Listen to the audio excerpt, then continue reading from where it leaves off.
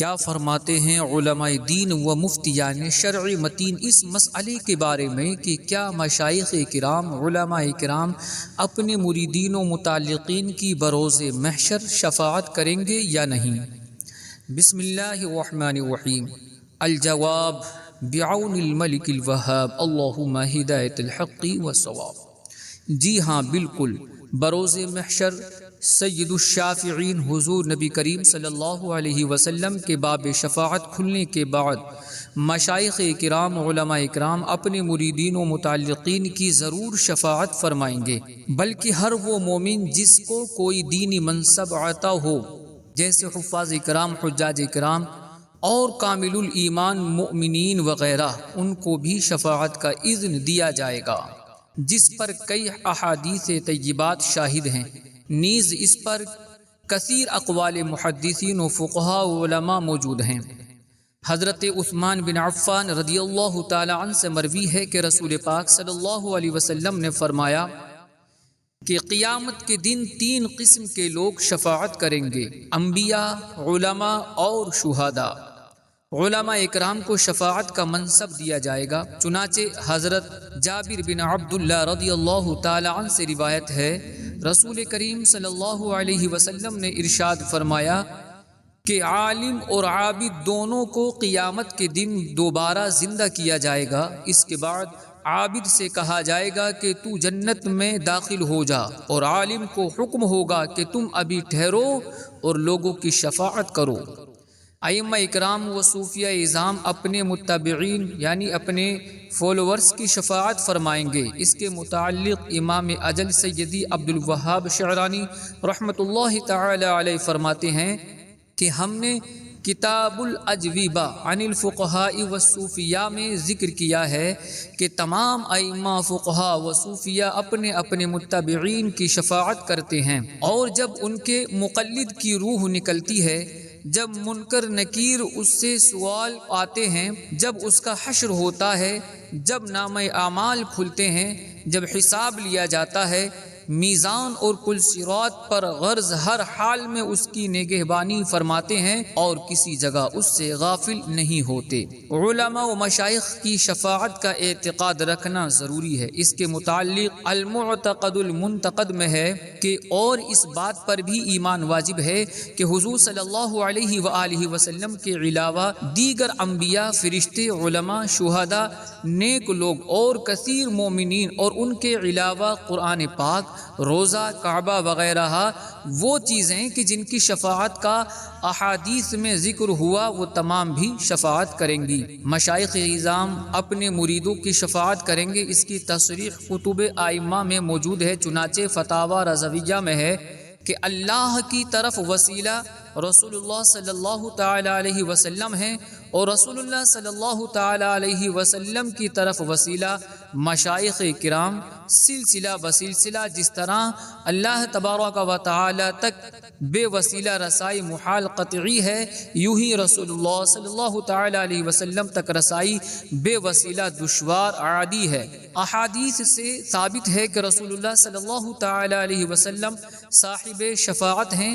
اللہ تبارک و تعالی کے حضور وہ شفیع ہوں گے، اور ان کے حضور علماء اور اولیاء اپنے متوسلوں کی شفاعت کریں گے۔ مشائخ اکرام دنیا اور دین اور نزاع و قبر و حشر سب حالتوں میں اپنے مریدین کی امداد فرماتے ہیں۔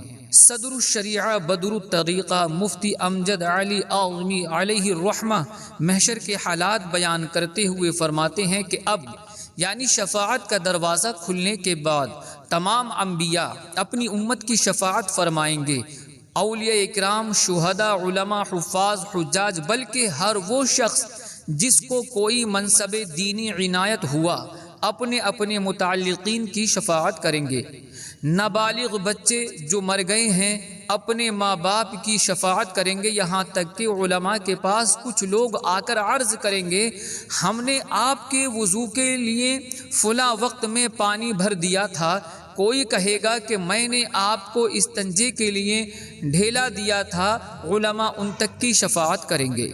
صدر الافاضل فخر الامازل حضرت علامہ مفتی محمد نعیم الدین مراد آبادی رحمۃ اللہ تعالی علیہ تحریر فرماتے ہیں، حضور صلی اللہ تعالی علیہ وسلم کی شفاعتیں کئی طرح کی ہوں گی۔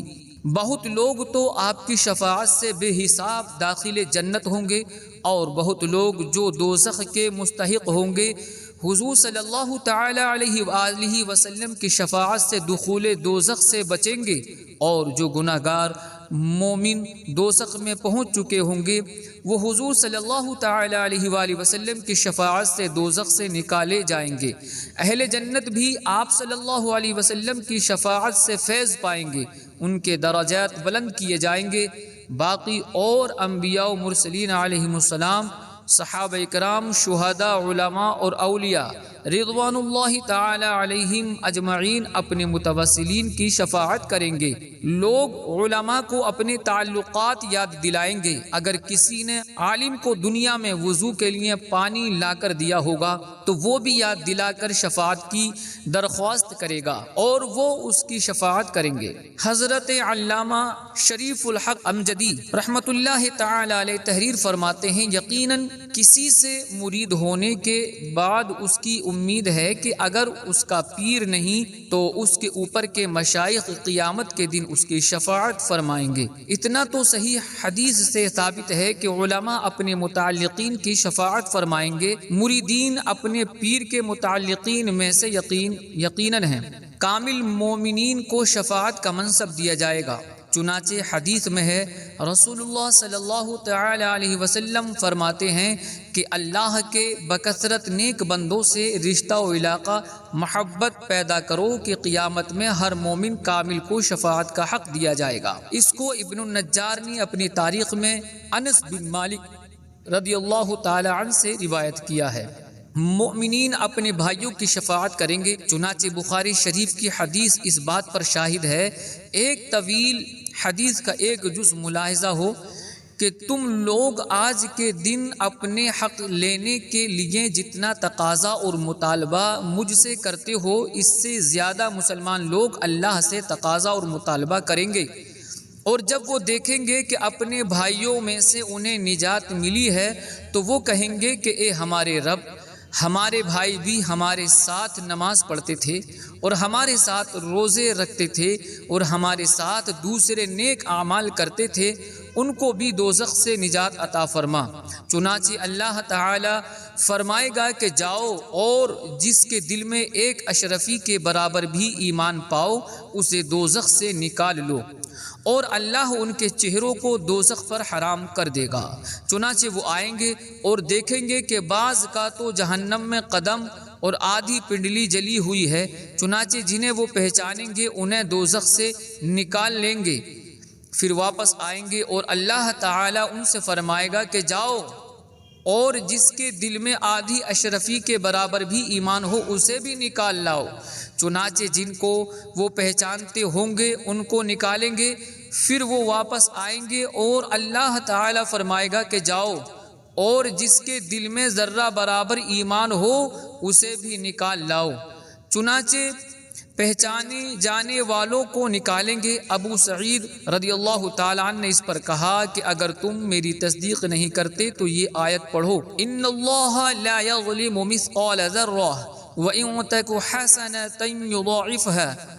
اللہ تعالیٰ ذرہ برابر بھی کسی پر ظلم نہیں کرتا، اگر نیکی ہے تو اسے بڑھاتا ہے۔ پھر انبیاء اور مومنین اور فرشتے شفاعت کریں گے اور پروردگار کا ارشاد ہوگا کہ اب سوائے ارحم الراحمین کے کوئی باقی نہ رہا۔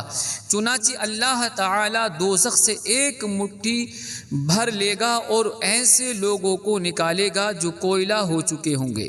شفاعت کرنے والوں کے بارے جامع ترمذی اور مشکاہ شریف میں ہے کہ حضرت ابو سعید خدری رضی اللہ تعالی عنہ سے مروی ہے کہ رسول پاک صاحب الاولاق صلی اللہ علیہ وسلم نے فرمایا کہ میری امت میں سے بعض وہ ہیں کہ جو ایک جماعت کی شفاعت کریں گے، بعض وہ جو ایک خاندان کی شفاعت کریں گے، بعض وہ جو ایک کنبے کی شفاعت کریں گے، بعض وہ جو صرف ایک آدمی کی شفاعت کریں گے، حتیٰ کہ یہ لوگ جنت میں داخل ہو جائیں گے۔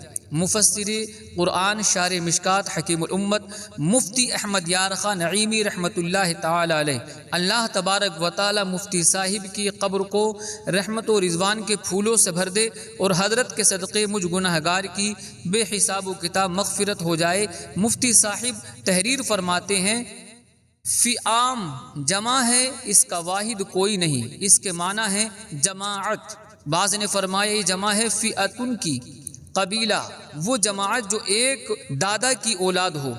عصبہ بھی جمع ہے جس کا واحد کوئی نہیں، یہ 10 سے 40 تک پر بولی جاتی ہے۔ اس حدیث کی تفصیل دوسری احادیث میں وارد ہے کہ حافظ 5 پشت کی، عالم 14 پشت کی، شہید اتنی جماعت کی شفاعت کریں گے وغیرہ۔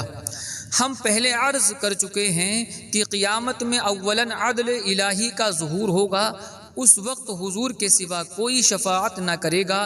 بعد میں فضل الہی کا ظہور ہوگا، اس وقت اور حضرات بھی شفاعت کریں گے۔ یہاں دوسرے وقت کا ذکر ہے، اس وقت مومنین بھی شفاعت کریں گے۔ من امتی فرمانے سے معلوم ہوتا ہے کہ یہ شفاعتیں امت محمدیہ کے لیے ہیں کہ ان کے علماء صالحین شفاعت کریں گے۔